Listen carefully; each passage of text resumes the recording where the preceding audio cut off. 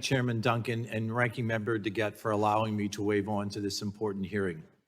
As we have covered in several E&C hearings, AI will have a revolutionary effect on every aspect of our lives.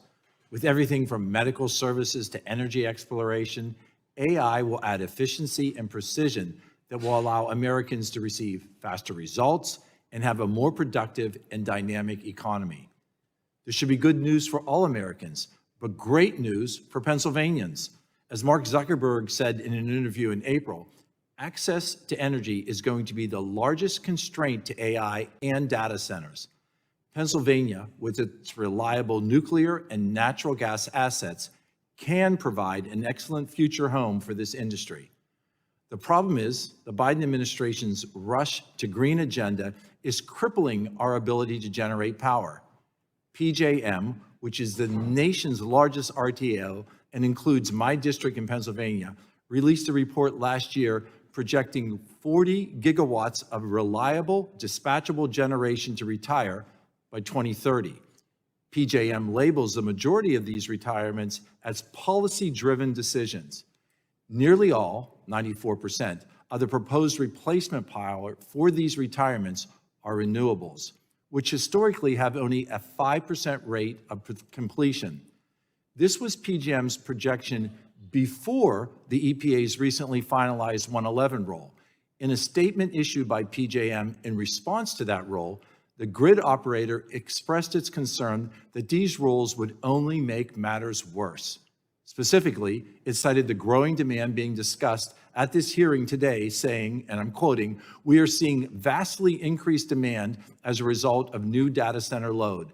The EPA has not sufficiently reconciled its compliance dates with the need for generation to meet dramatically increasing load demands on the system."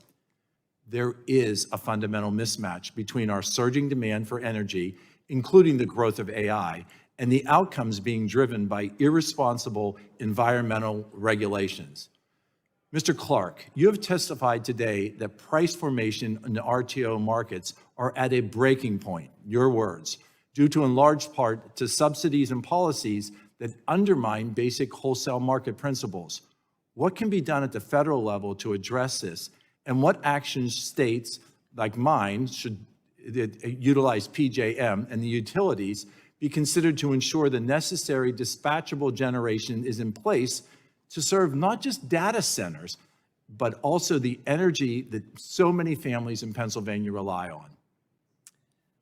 Congressman, thank you for the question. It's a good one. So if you listen to the smart folks at the RTOs, what they will say is that the challenge that we have is there is less and less money that's coming, there are less revenues that are coming through the energy markets. And that's because prices in the energy markets are suppressed. There are more and more resources that are zero fuel costs. So there's less money coming out of the energy markets. That makes the retention of capacity that much more important because you have to be able to have some sort of sufficient revenue to maintain capacity that's still needed for reliability. So it makes capacity retention mechanisms that much more important in the RTOs. In a vertically integrated state, in a regulated state, which Pennsylvania is not, there's a little bit more direct path to make sure that that capacity is retained. It's more challenging in the RTOs, and they, working with FERC, are going to have to come up with mechanisms that ensure that that needed capacity is still available and in the market so that it can support reliability. Mr. Clark, within the last 10 years, nuclear assets in Pennsylvania were at risk of closing largely due to deregulated energy market that you just mentioned and an abundance of low-priced, plentiful natural gas. Do you agree that specific regions behind the meter there can be agreements arrived upon that can give nuclear assets the certainty that they need to continue to operate and make investments in their plants? Congressman, that's certainly been a strategy that the merchant nuclear operators have looked at, and I think it's one that undoubtedly is driving more revenue into some of those key assets. So on the plus side of the column, it helps retain units that I think are national assets and are needed to be retained.